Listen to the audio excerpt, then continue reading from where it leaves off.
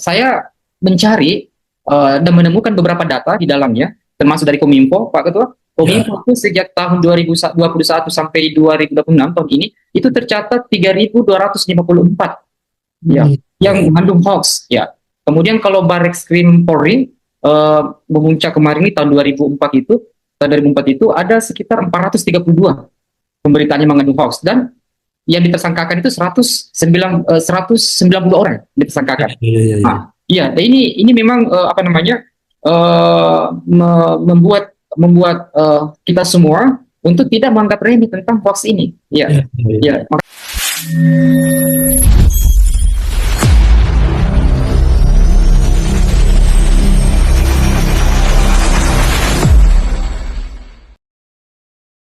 Bismillahirrahmanirrahim. Assalamualaikum warahmatullahi wabarakatuh.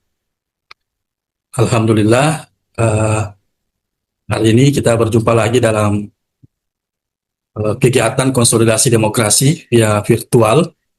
Ini sudah masuk ke part kelima setelah beberapa isu yang berkaitan dengan demokrasi dan pemilu yang diagendakan oleh Bawaslu Kabupaten Maros, dan alhamdulillah hari ini kita akan berbicara sekaitan dengan linguistik hoax, bahasa sebagai alat manipulasi dalam demokrasi lokal atau demokrasi elektoral.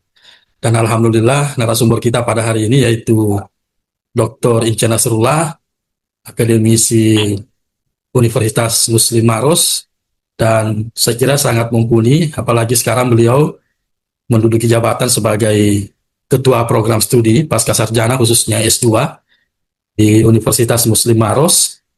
Dan melihat Google Scholar-nya memang banyak berbicara berkaitan dengan kurang lebihnya sosiolinguistik, dan ini sangat beririsan dengan isu yang kita akan perbincangkan pada hari ini, yaitu persoalan hoax.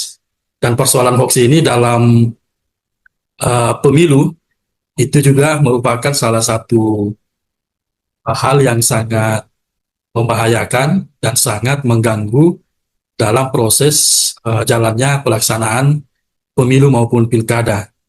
Dan berbagai isu itu bisa dimunculkan dengan trik bahasa yang digunakan dan kekuatan media sosial yang digunakan oleh berbagai pihak dalam menyebarkan hoax, sehingga memancing hal-hal yang tidak bertanggung jawab di tengah-tengah masyarakat. Sebagai pembicaraan awal, Pak Dokter, mungkin bisa jelaskan bagaimana Pak Dokter melihat hoax, terkhusus bagaimana kekuatan bahasa dibungkus dalam berita hoax dalam pelaksanaan pilkada maupun pemilu. Silakan, Pak Dokter. Ya, baik. Terima kasih Bapak Ketua Bawaslu Kabupaten Maros. Bismillahirrahmanirrahim. Assalamualaikum warahmatullahi wabarakatuh. Alhamdulillah wa syukurillah la haula wala quwwata illa billah. Bapak Dr. Sudirman, tentu pertama-tama saya mengucapkan terima kasih karena telah mengundang saya dalam podcast ini untuk kemudian berbincang-bincang terkait dengan tema kita pada hari ini, linguistik hoax ya, Pak Ketua, yang terkait dengan demokrasi elektoral. Baik, saya ingin mengawali seperti ini, Pak Ketua. Untuk membangun demokrasi yang sehat, tentu kita memerlukan masyarakat yang cerdas berbahasa, ya, kritis terhadap informasi, dan tentu bertanggung jawab pada komunikasi publik. Ya. Nah, masyarakat demokratis, kalau kita berbicara konteksnya, itu kita semua membutuhkan informasi yang objektif, informasi yang benar, dan tentu dapat dipertanggungjawabkan. Nah, informasi itu tentu sesuatu yang disampaikan harus betul-betul mengungkap kebenaran, bukan sebaliknya. Ya. Tetapi pada kenyataannya seringkali kita menemukan tentang informasi-informasi yang tidak benar dan bahkan memutarbalikkan kebenaran. Nah, dengan cara apa ini terjadi? Ya tentu dengan adanya kemampuan seseorang atau oknum tertentu yang mampu mengkonstruk persepsi, emosi, dan tentu mengemas dalam bentuk narasi-narasi yang tidak akurat. Ya, inilah kaitannya dengan manipulasi bahasa, Pak Ketua. Nah, memang dalam kajian sosiolinguistik ada teori manipulasi bahasa, ada teori tentang itu. Manipulasi bahasa di sini dikatakan bahwa penggunaan teknik linguistik yang secara sengaja itu mengubah persepsi emosi, ya, dia menyembunyikan fakta, memutarbalikkan kebenaran dan menciptakan narasi-narasi yang tidak akurat. Memang teorinya mengatakan demikian. Jadi memang Ya. seperti itu. Substansinya ada kemampuan memang seseorang untuk mengkonstruk itu. Ya. Nah, dalam konteks demokrasi, Pak Ketua, eh, bahasa bukan hanya sebagai alat komunikasi, ya, tetapi juga senjata yang dapat dimanfaatkan untuk kemudian membentuk persepsi publik. Gitu. Jadi dia mempolarisasi masyarakat, lalu kemudian mengarahkan opini publik sesuai dengan kepentingan-kepentingan tertentu. Nah, inilah yang menjadi tantangan kita sebagai masyarakat demokrasi, Pak Ketua. Ya. Nah, kalau saya kembalikan pada profesi saya di kampus itu, saya mengarahkan kepada mahasiswa baik S1 maupun S2, prodi bahasa Indonesia, saya katakan begini, coba kaji, coba amati tentang pemberitaan-pemberitaan demokrasi yang mengandung hoax gitu. Ya. Iya, iya, iya. Itu banyak sekali, ya. Terlepas dari itu dan memang saya mencari dan menemukan beberapa data di dalamnya, termasuk dari Kominfo, Pak Ketua. Kominfo itu sejak tahun 2021 sampai 2026 tahun ini itu tercatat 3.254 ya yang mengandung hoax, ya. Kemudian kalau Barreskrim Polri memuncak kemarin ini tahun 2004 itu ada sekitar 432 pemberitaannya mengandung hoax dan yang ditersangkakan itu 190 orang ditersangkakan. Iya, iya, iya. Nah, iya, dan ini memang membuat kita semua untuk tidak menganggap remeh tentang hoax ini. Ya, ya, makanya di kampus saya arahkan mahasiswa seperti itu, ya, supaya ada orientasi ke depan untuk bisa lebih mengedukasi kepada masyarakat luas. Mungkin bisa ada hal yang mungkin bisa disampaikan kepada masyarakat mungkin atau generasi muda. Ya.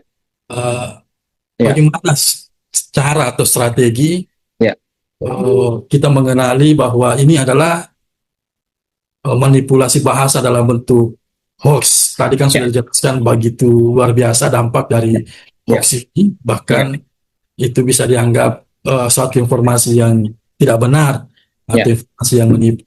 Apa langkah-langkah mungkin yang bisa dilakukan baik masyarakat atau kita di penyelenggara pemilu mengenali secara substansi sekaitan dengan manipulasi bahasa itu?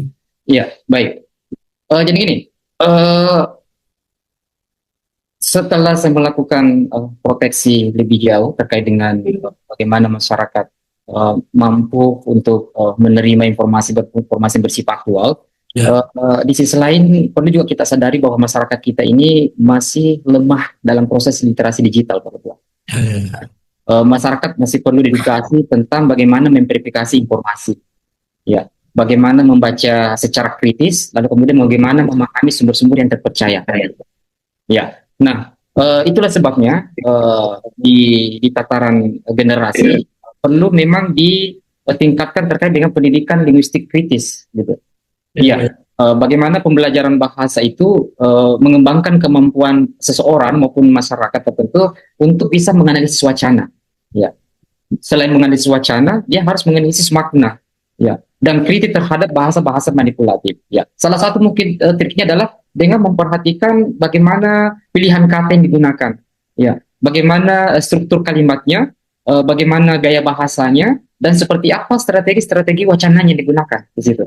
Ya, tetapi yang paling terpenting adalah sumbernya, itu yang mesti terpercaya, Pak Ketua.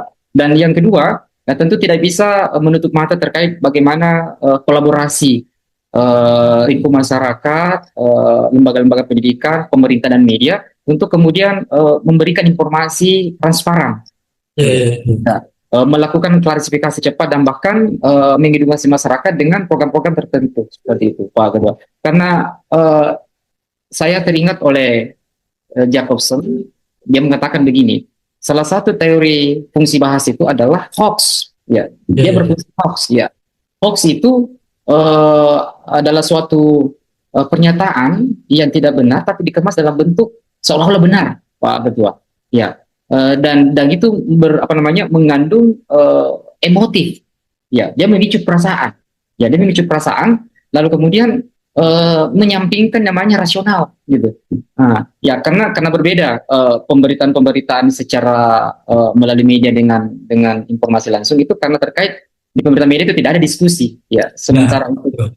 untuk mengetahui bahwa ini benar tidaknya selalu kita mengedepankan diskusi yang sifatnya rasional, ya. Tetapi kalau pemberitaan-pemberitaan yang sumbernya tidak terpercaya itu pasti orang lebih mengutamakan atau mengandalkan namanya persepsi emosi, Pak Ketua. Dan memang ada teorinya juga mengatakan demikian, namanya teori relevansi, ya, bahwa para pembaca itu lebih condong menangkap makna berdasarkan emosinya, berdasarkan perasaannya, bukan secara rasional. Nah, seperti itu menurut William dalam kajian kebahasa lebih lanjut seperti itu, Pak Ketua. Jadi pertanyakan seperti apa tips-tipsnya ya? Itu tadi yang pertama perlu meningkatkan literasi digital, Pak Ketua. Ya karena sekarang kita sudah mumpuni, tidak mesti lagi mencari buku-buku yang terkait dengan apa yang kita ingin kembangkan. Sekarang kita terbantukan dengan berbagai teknologi untuk mendapatkan bahan itu, Pak Ketua. Iya. Nah, yang terpenting juga ada budaya, Pak Ketua. Ada Ya, penguatan budaya demokrasi itu yang perlu. Masyarakat perlu dibiasakan itu berdiskusi secara sehat, menghargai perbedaan dan tidak mudah terprovokasi. Hasil dari diskusi itulah yang nantinya akan menjadi referensi bagi pembaca ketika dia mendapatkan informasi-informasi dari pemberitaan-pemberitaan tertentu. Oh ini tidak benar, kenapa? Karena saya sudah diskusikan. Jadi itu salah satu referensinya Pak Ketua. Jadi sifatnya lebih objektif di situ. ya, Iya. ya. Ya.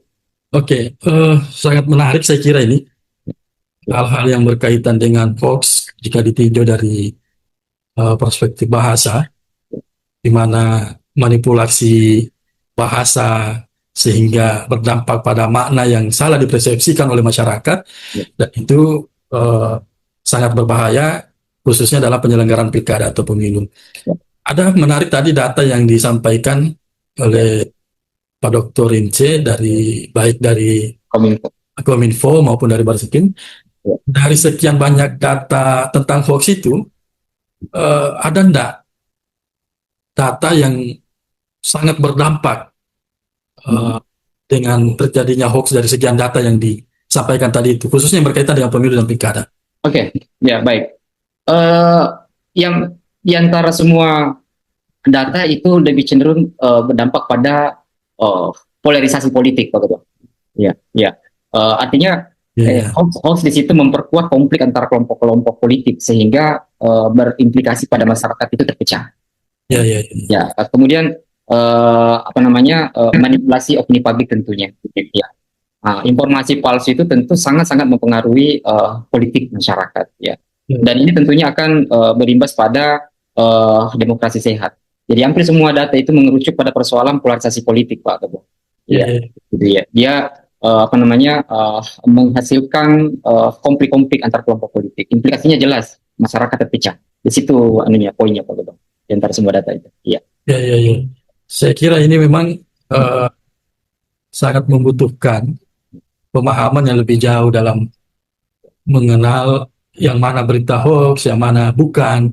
Apalagi hoax ini salah satu sarananya adalah itu tadi, Ya. media sosial, Ya. pemberitaan Ya. yang sangat mudah Ya. dikonsumsi oleh masyarakat. Terakhir mungkin ini Dr. Ince, Ya. apakah dalam pandangan Pak Dr. Ince ini perkembangan hoax yang ada, apakah itu memang hal yang disengaja oleh orang-orang yang punya kepentingan memproduksi hoax Ya. untuk kepentingan politiknya, atau memang